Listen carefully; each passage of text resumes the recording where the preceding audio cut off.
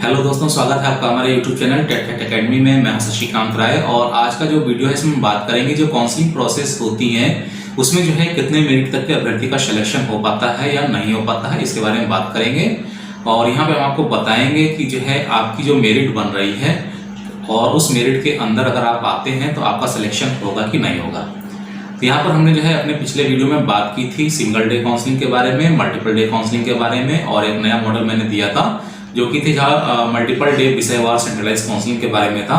तो उन तीनों के बारे में अगर आपको जानना है तो आप हमारा जो है वो वीडियो पुराने देख सकते हैं चैनल के प्लेलिस्ट में जाकर के। और फिलहाल यहाँ पे जो बात होने वाली है कि जो मेरिट है कितनी होनी चाहिए सिलेक्शन के लिए, क्योंकि बहुत सारे कमेंट्स आ रहे हैं और ज़्यादातर कमेंट्स जो है कभी कभी हाई मेरिट वालों के भी आते हैं, लो मेरिट वालों के भी आते हैं। तो अधिकतर कमेंट्स से मेरे पास जो है 65 या 70% 70 जिन मेरिट बन रही है उन लोगों के ही आते हैं। तो उन्हीं के बारे में आज हम इस वीडियो में बात करने वाले हैं। तो वीडियो को आप लोग पूरा देखिएगा, वीडियो को स्किप मत करिएगा, ठीक है, क्योंकि आपकी इन्फॉर्मेशन फिर अधूरी रह जाएगी। और जो अभ्यर्थी हमारे चैनल पे नए हैं और हमारे चैनल को सब्सक्राइब कर सकते हैं अगर आपको जो है इन्फॉर्मेशन चाहिए विराट से चकवाली के बारे में। तो और सब्सक्राइब करने के लिए आप जो है क्लिक करिएगा सब्सक्राइब बटन पे और बेल आइकन पे प्रेस करिएगा और ऑल पे क्लिक कर दीजिएगा ताकि सारे वीडियो नोटिफिकेशन आपको मिलते रहें। तो आइए शुरू करते हैं अपना आज का वीडियो। जानते हैं कि यहाँ पर जो मेरिट का जो कैलकुलेशन होता है उसके आधार पे जो है आपको बिहार शिक्षक बहाली में नौकरी मिलेगी, भले ही ओपन कैंप मॉडल क्यों ना लागू हो, ठीक है। यहाँ पे एक चीज़ ध्यान रखिएगा कि आपको जो काउंसलिंग का जो स्थान है, जो नियोजन इकाई का सिलेक्शन आप करेंगे काउंसलिंग कराने के लिए, वहाँ पे आपको बहुत ध्यान रखना होगा। और यहाँ पे ये भी एक जो है बहुत बड़ी बात होती है कि आपने कितने फॉर्म जो है अप्लाई किए हैं। यहाँ पर हम आपको बता देते हैं कि ऐसे अभ्यर्थी जिन्होंने बहुत कम फॉर्म अप्लाई किए हैं, एक ही जिले में खाली अप्लाई किया है या जो है 2 जिलों में अप्लाई किया है या अधिकतम जो है 3 जिलों में अप्लाई किया है, लेकिन वहाँ की सीटों की जो है संख्या अगर वहाँ पे कम है, ठीक है, यानी किसी भी जिले में अगर 3 जिलों में आपने अप्लाई किया है, यानी कि कहने का मतलब यह है कि ऐसे अभ्यर्थी पहले नंबर पे आते हैं जिन्होंने जो है कम अप्लाई किया है लेकिन उनकी मेरिट ज़्यादा है।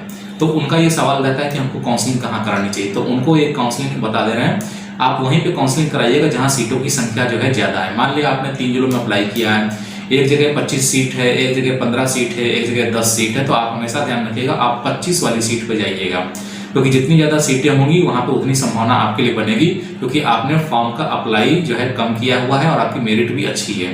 तो आप कम सीटों पर जाएंगे तो आपको नुकसान उठाना पड़ सकता है, तो अधिक से अधिक सीट पर जाएंगे ऐसे अभ्यर्थी जिन्होंने जो है कम फॉर्म अप्लाई किए हैं। अब बात कर लेते हैं ऐसे अभ्यर्थियों की जिन्होंने जो है कम से कम 10 या 15 फॉर्म अप्लाई किए हैं। तो 10 या 15 फॉर्म जो अभ्यर्थी जो अप्लाई किए हैं उनको भी ये ध्यान रखना चाहिए कि अधिकतम सीटें जहां होंगी वहां पर उनको जाना चाहिए, ठीक है। अधिकतम सीटों पर जो है उनको जो है जाना चाहिए। हमेशा ध्यान रखिएगा जो हाई मेरिट वाले हैं और जो मीडियम मेरिट वाले हैं, ठीक है। हाई मेरिट का मतलब यह है कि जो हम मान के चलिए कि जो 90 से लेकर के आप मान लीजिए 80 तक में आते हैं, ठीक है, 90 से लेकर 80 तक की जो मेरिट में आते हैं उनको हम जो है हाई मेरिट बोलते हैं। और इन लोग का जो है सिलेक्शन कंफर्म होता है, किसी भी नियोजन इकाई में चले जाएं, अगर वहाँ पे 5 सीट भी है तो इनका जो है सिलेक्शन कंफर्म होता है, ठीक है। तो इनको हम लोग जो है हाई मेरिट में रखते हैं। और जो मीडियम वाली जो मेरिट होती है उसमें हम लोग 80 के नीचे जो अभ्यर्थी आते हैं, 80 से लेकर के 70 तक के जो अभ्यर्थी आते हैं, ठीक है, उनको हम मीडियम मेरिट में रखते हैं। तो इन लोगों को थोड़ा सा स्ट्रगल करना पड़ता है काउंसलिंग कराने में और चीज़ों को देखना पड़ता है। और एक चीज़ यहाँ पे सबसे महत्वपूर्ण यही होती है कि जिनकी 80 से 70 के बीच में जो मेरिट बन रही है, 80 से 70 तक की जो मेरिट बन रही है, इनको क्या करना होता है कि ऐसे काउंसलिंग स्थान का चयन करना होता है जहाँ पे अधिकतम सीटें हों, ठीक है। यानी कि ऊपर वाली हाई मेरिट को जो है कैलकुलेट करते हुए देखना पड़ेगा कि वहाँ पे उनकी संभावना बन रही है कि नहीं बन रही है। और खास तौर से जो 80 से 70 के बीच में जो अभ्यर्थी होते हैं इनका जो क्रमांक होता है वो आप ये मान के चलिए कि जो है 50 क्रमांक के बाद ये लोग शुरू हो जाते हैं। 50 से लेकर के 100-150 तक के क्रमांक में ये लोग आते हैं। तो ये लोग ध्यान रखिएगा कि आप लोग जब सीटों का कैलकुलेशन करिएगा तो जिला स्तर पे पूरा करिएगा, ठीक है, जिला स्तर पे करिएगा कि यानी कि आपके जो पर्टिकुलर सब्जेक्ट है जिसमें आपने अप्लाई किया है उस जिले में सबसे ज़्यादा सीटें कितनी है। मान लिया अगर सारी पूरे जिले की सीटें जोड़ करके 100-150 सीटें बन रही हैं तो आप वहाँ पे जो है जा सकते हैं, ठीक है।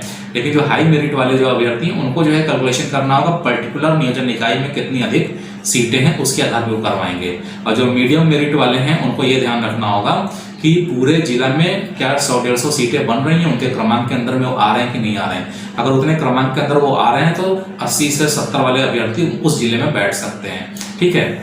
अब बात कर लेते हैं सबसे तीसरे अभ्यर्थियों की, जिनकी जो है मेरिट लो होती है, यानी 70 से 60 तक की मेरिट होती है। ठीक है, 70 से 60 तक की जिनकी मेरिट होती है उनको सबसे बड़ी बात ये ध्यान रखनी होती है कि अगर उनकी मेरिट जो है इतनी कम है तो उनको जो है क्या करना होगा, ऐसे जिलों का जो है चुनाव करना पड़ेगा जो पिछड़े इलाके हैं, जहाँ पे ट्रांसपोर्टेशन की सुविधा नहीं है, जहाँ पे हाई मेरिट और मीडियम मेरिट के अभ्यर्थी जाना पसंद नहीं करते हैं। ठीक है, यानी कि अगर 70 से 60 आपकी मेरिट बन रही है तो आप बिल्कुल ये कंफर्म मान के चलिए कि आपको ऐसी जगह काउंसलिंग करानी होगी जहाँ बिल्कुल पिछड़ा इलाका हो, जहाँ पे ना तो ट्रांसपोर्टेशन की सुविधा हो, ना लाइट की सुविधा हो, ना पानी की सुविधा हो, क्योंकि ऐसे इलाके में हाई मेरिट वाले और मीडियम मेरिट वाले अभ्यर्थी जाने से बचते हैं। और एक चीज ये भी है कि जिनकी लो मेरिट है वो पंचायत में जाकर के भी जो है काउंसलिंग करा सकते हैं, क्योंकि जो हाई मेरिट और जो मीडियम मेरिट वाले जो अभ्यर्थी होते हैं वो पंचायत में भी काउंसलिंग कराने से बचते हैं अगर उनके घर से दूर है। तो ये कोशिश करनी चाहिए कि जो सबसे लो मेरिट वाले हैं, यानी कि 70 से 60 के आसपास जो अभ्यर्थी हैं, उनको यही कोशिश करनी चाहिए कि उनको जो काउंसलिंग करानी चाहिए वो जो है या तो पंचायत स्तर पर करा लें या तो बिल्कुल पिछड़े इलाके में जाकर करा लें। तो उम्मीद है कि ये वीडियो आपको समझ में आ गया हो कि अगर आपकी हाई मेरिट का कैसे सिलेक्शन होगा, मीडियम मेरिट का कैसे होगा और लो मेरिट है तो कैसे होगा। ठीक है, और भी वीडियो हम लेकर के आएंगे, इस पे थोड़ा डिटेल्स में लेकर के आएंगे। अभी तो आज को लिए मैंने एक बेसिक आपको बता दिया है कि ये आधार होता है काउंसलिंग कराने का, और उम्मीद है कि आपको वीडियो समझ में आ गया होगा। वीडियो को समझ में आ गया तो वीडियो को जो है लाइक करिएगा और शेयर करिएगा, चैनल को सब्सक्राइब करना ना भूलिएगा। तो जल्दी मिलते हैं अपने नए वीडियो के साथ में, तब तक के लिए इजाजत दीजिए, धन्यवाद।